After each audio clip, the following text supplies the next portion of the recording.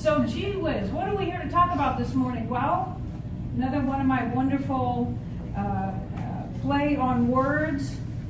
We're talking about sustainable spirituality this morning. And of course, on Friday, we celebrated Earth Day. So the concept of living in a sustainable way on our planet was very much in the forefront. It was on our minds. And it was designed to be that way so that we could give some more thought to how we do that. Also, at Friday at sundown, we celebrated, many of us, let me just move this over here, Passover. And I hear there was a beautiful metaphysical Passover Seder in our community. Thank you, David. Wow. Yeah, I see a lot of smiling and nodding going on. I heard that it was beautiful. And the concept of sustainability that could be equated with that, by the way, is the celebration of this thing we call freedom from bondage, which is absolutely necessary for a sustainable life. As is a sip of water now and then. And we had delegates, guess who they were?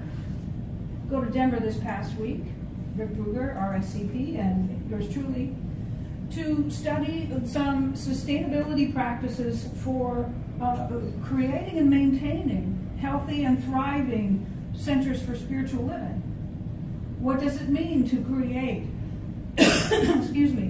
a community that can live on in perpetuity, that can have a legacy, that can have an impact and be lasting?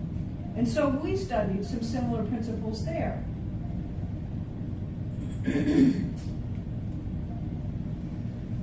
So in each case, we're looking at this something that has to do with the way that we do something that allows it to continue and not just be a once-in-a-lifetime thing, not just be a flash in the pan, not just be like Halley's Comet, something that doesn't occur very often. What we're looking at is some kind of an approach, whether it's to our life on earth or our relationship with other people, our brothers and sisters, and everyone's birthright to be free from bondage, or if it's about our spiritual practices and they're working for us in a continued way, or even this community or any organization, we're looking at how we can do those things, excuse me, in a way that lasts. Because we do want it to be a way of life, and we want it to be available to our children and our children's children. We want something good to be present and available to be passed on. And the nature of life is that it is forever present and available. And it's actually inexhaustible. It doesn't get worn out. It doesn't run out. It's actually forever present. So part of learning how to do that is to discover what are the patterns and the principles governing the cycles of renewal and restoration in all life, and other patterns and principles that are part of perpetuity, are part of how things are able to continually show up, that are part of the eternality and the immortality of life. Because when we know those, and we work with them in that wisdom, we will then understand how to work with everything and everyone else in life as well. Excuse me. So I wanted to look first at the definition of sustainability, and part of that for me right now is to be nice to my throat. So excuse me for a moment.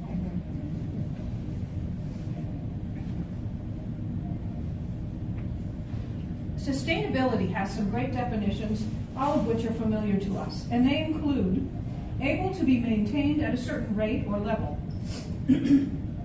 able to be upheld or defended. Now, we religious scientists might say, well, that's a strong word, but perhaps we would protect them with wise choices.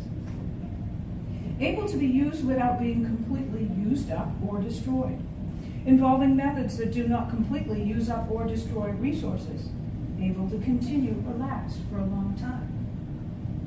Now, here are some concepts about spirituality. The quality or state of being spiritual, the quality or fact of being spiritual, incorporeal or immaterial in nature, of relating to or consisting of spirit, incorporeal again, or relating to the spirit or soul as distinguished from our physical nature. So we understand that it is something more than our physicality, it is something more than our personal opinion. It is something much greater than we are.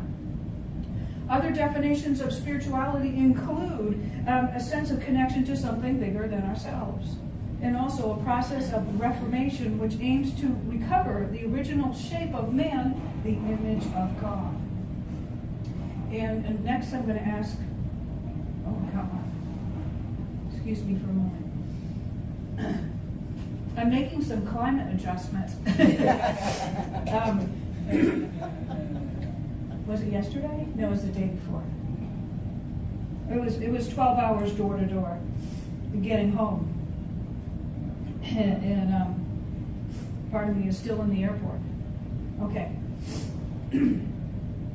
So at Centers for Spiritual Living, just like I just read a couple definitions of spirituality, right, that gave you some different interpretations of that. And by the way, the last one says those who speak of spirituality outside of religion often define themselves as spiritual but not religious, and generally believe in the existence of different spiritual paths, and we are encouraged to find the one that feels right for us.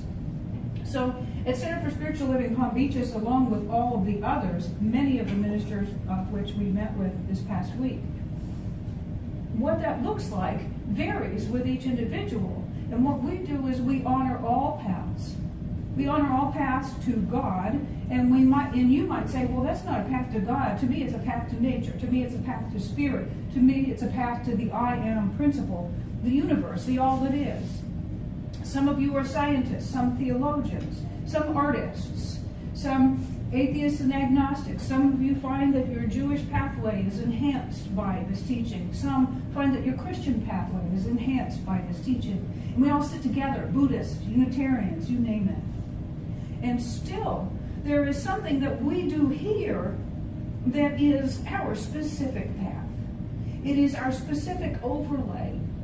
It is our specific path of approach to that, whatever you choose to call it. And that is the science of mind. That is religious science. Those are terms that we haven't used or thrown around in quite some time because somebody did some market research and found that they were misunderstood. Right? Very interesting thing, by the way. When we do something because we're afraid of being misunderstood, what happens? We know, right? We'll probably be misunderstood more because the basis of it may have been that fear of being misunderstood. Now that just popped up for me. I know that happens for me sometimes. So then it becomes Centers for Spiritual Living. And what happens is that the mission, the purpose, the identity, the way we do stuff is not so clear. And so when on the one hand, we draw people in who say, I'm spiritual, what's that? And on the other hand, we might draw someone in who says, well, I didn't know you were science of mind. Then they say, is that Scientology? And we say, no, I have no idea what that is, but I know that ain't what we're doing. Anyway.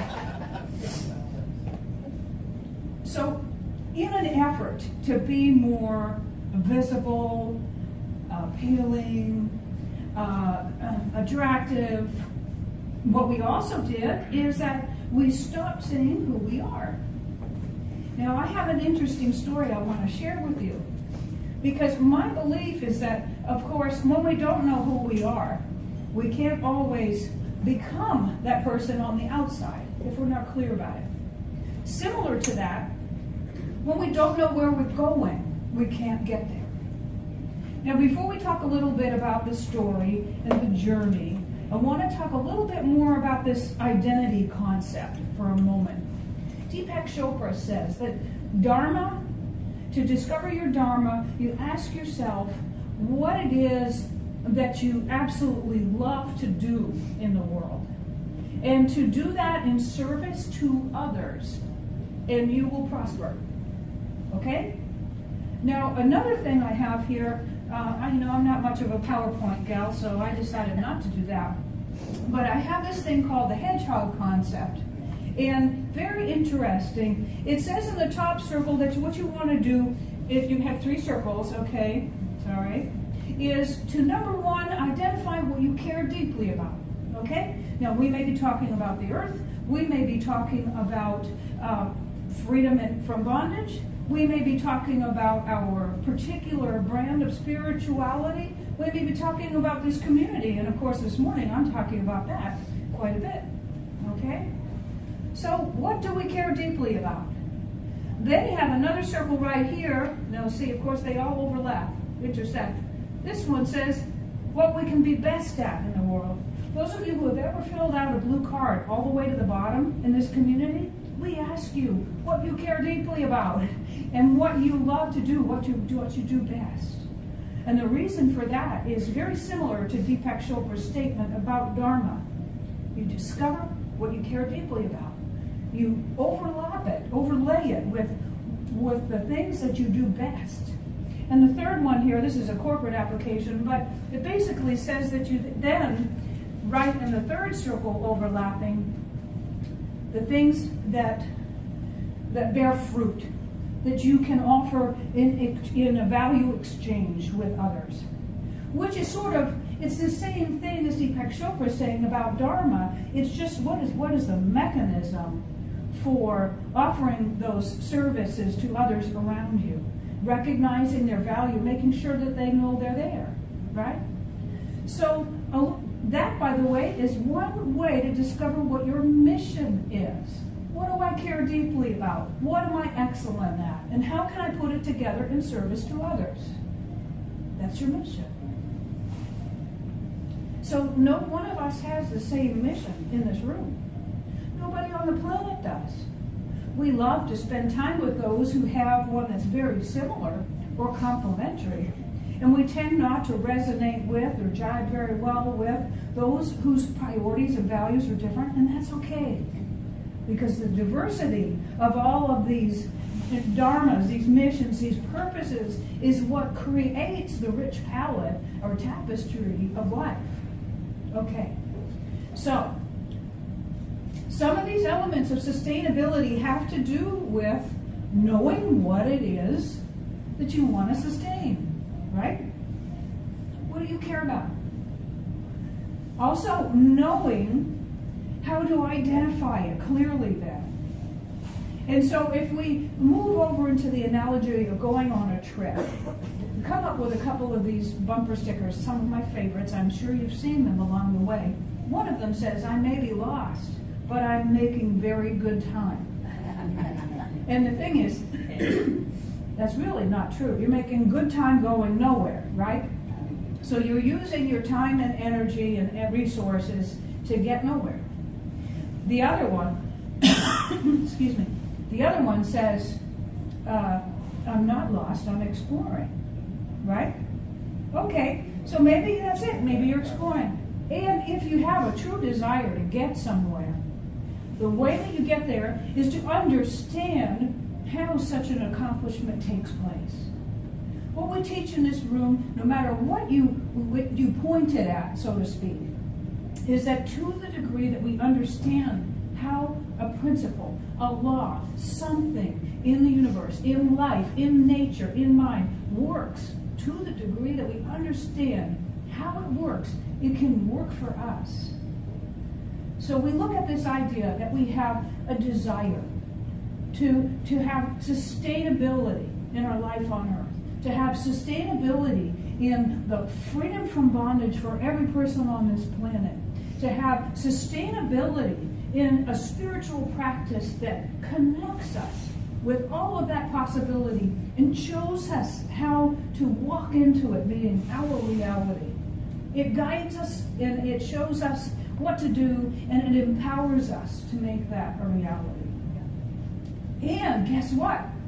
Me standing here, I learned a lot this past week about what's important to make sure that I am here, that this community is here to teach that to people. So whether it's that, a mission or a priority that you're really clear about, or a destination, which I'm about to talk about, clarity is paramount. The word conserve means to use wisely. So remember, you're also talking about wise use of these principles. Okay, so we're saying I'm going to wisely use these principles which will guide me and empower me to manifest or demonstrate the experience that I desire for myself and the one that I wish to contribute to in the world. Okay? So this is the funny story. I had a job back in the late 90s which allowed me to be in the Mediterranean for 6 months. I'll back up and say that I manifested that while I was in a summer prosperity class at a Center for Spiritual Living in North Carolina. Of all places, I went into my bathroom to take a bath. And I decided, hey, why not? Why not just say one of those really powerful, affirmative, bring it on, universe kind of prayers before I take a bath? So, well, I guess that just sort of really ratcheted things up, because when I came out all dressed and ready to move on with my afternoon or evening, there was a message on my voicemail offering me a job in Europe, and I couldn't even give 2 weeks' notice. My income was quadrupled, and I had to hire one of my roommates to pack up and store my things and get out of Dodge. And my employer was like, oh darn, good for you, all in one breath. So I got over there, and my first assignment was 2 weeks paid vacation, by the way, actually in Fort Lauderdale on the way to Spain. And then I worked in Europe for 6 months. Well, I was all excited because I looked in the back of the Science of Mind magazine. Those of you who are new here got one today. And there used to be a listing of all of the centers and study groups and so on. And in there was the French-speaking headquarters of the Science of Mind. What is it? The Science of Mind headquarters for the French-speaking world. And I thought, I'm going to go find them. And what I did was, I knew that much. I knew the address, and I said, as soon as they give me a day off, I'm going to do it. Well, I did.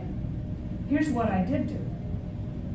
I got dressed, got a day off, got on the train, went to just past Monte Carlo, stopped there. I tried buying something there, a potato masher for the chef in the galley. It turned out it was $40 American. I got in trouble. Anyway, so I was wearing sandals like this and a little black mini skirt and a top and a sweater.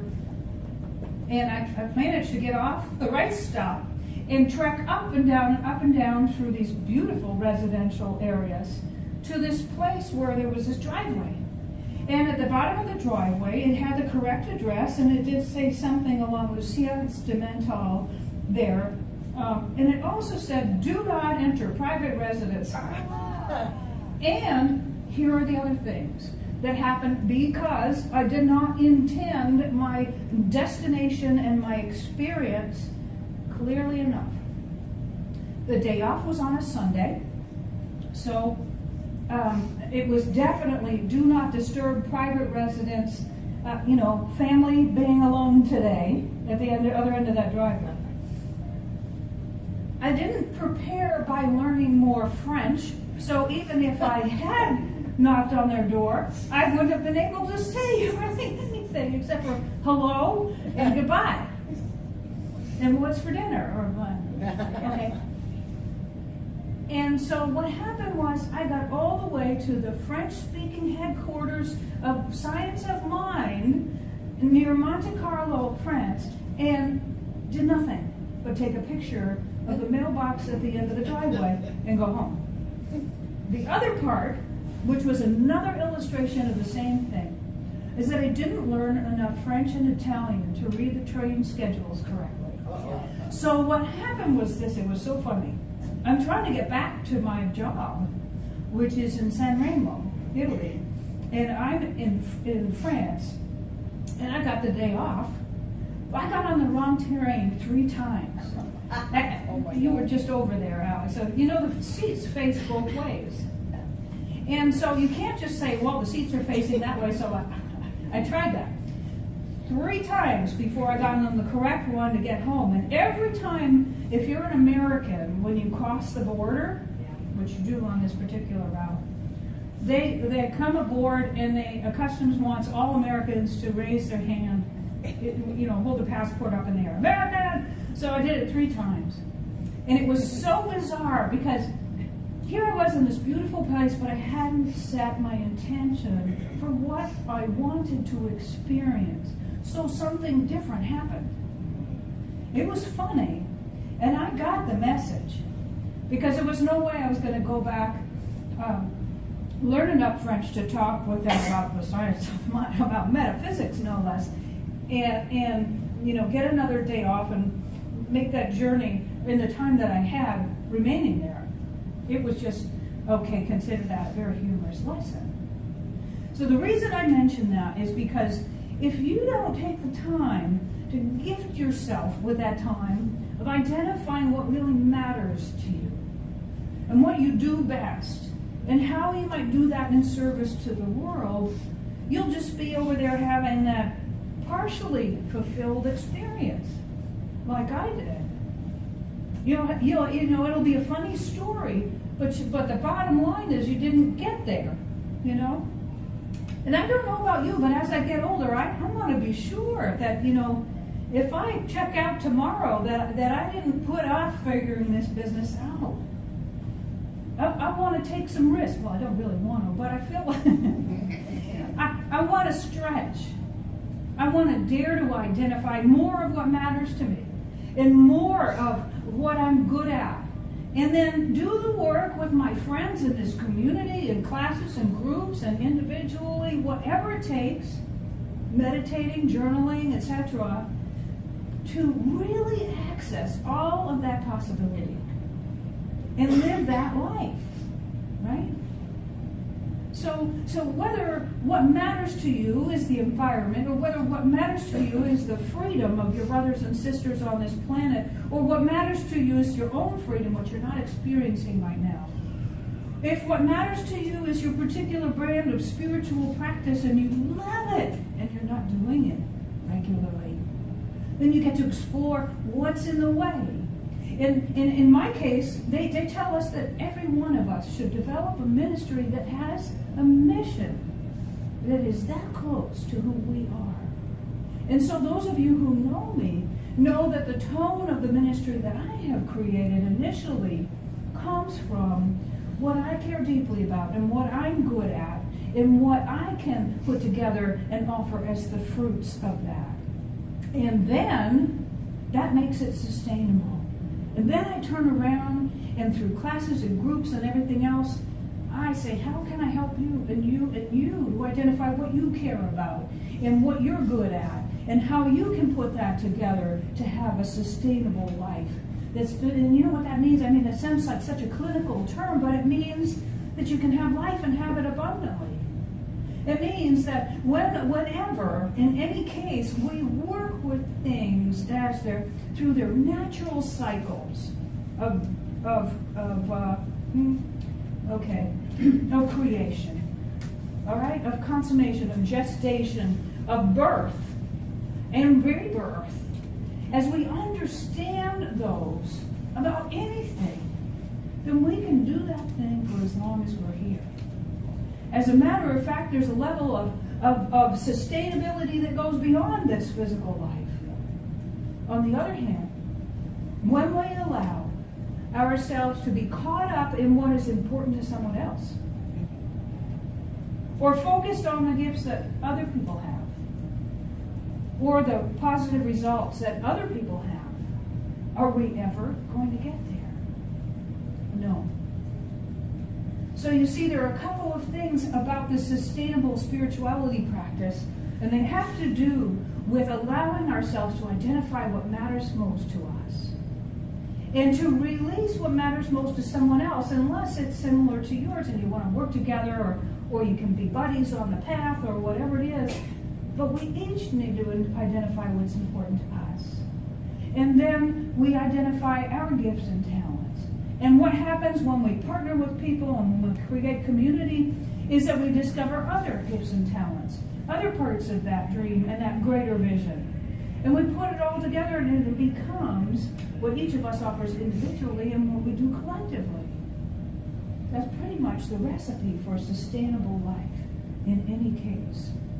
Ernest Holmes, and you've heard me say this a bunch of times, says that when you need to cure dis-ease, you identify and resolve the conflict. So what that means for each of us is to identify where we've been trying to live up to somebody else's idea of what matters. And we've been trying to live in somebody else's skill set. And it's time to say, you know what, I'm just not good at that. I need to delegate that thing. I need to stop doing that. It does not make my heart sing, and I'm not good at it either, right? And allow ourselves to then take those two overlapping areas and discover how we can put that together in some activity that we offer to the world. And yes, another piece of our healing, of our coming to this sustainable and thriving existence, is to recognize that we're beautiful and perfect just the way we are. We have value. We have value. There is nothing we need to add. There is nothing missing. There's nothing broken. There's nothing that we need to get rid of. All we need to do through our own spiritual practice is tune in, and we will know. We will know. Whatever your mission, your dharma, your purpose, your plan turns out to be, whatever your destination, remember to envision it. Remember to tap into it in meditation, to simply listen. Remember to watch for signs through your open-eyed daily life. Remember to value yourself and say yes to this thing that's calling you. Remember to trust that whatever is required will be there for you. A beautiful piece that Thomas Troward said is that within the seed of anything is both the form, and the power to carry that out. That's true for us, every one of us. And so what we do here at this Center for Spiritual Living, Palm Beaches, from this day forward, to make sure that the vision and the mission and the purpose of this is fulfilled, is to daringly claim what matters to us, to dare to claim what we're good at. And one of the things that we're really good at is spiritual mind treatment. There's a formula for affirmative prayer that is not taught anywhere else. And there are other things that we do that are common to other communities, such as meditation, such as affirmations and vision boards, and setting intentions, and watching our language. The best thing for us to do is to discover what is unique about us and do it purely. And celebrate everything else and let it happen out there. Let it happen where it will. And make sure to be true to what our gifts are, what we are here to offer in service to the world. So this community can be sustained. So I invite you to just consider what that means for you, where you are in your life right now. Where you are in your life right now. Are you trying to carry somebody else's ideas of what matters? Are you trying to do somebody else's skill set?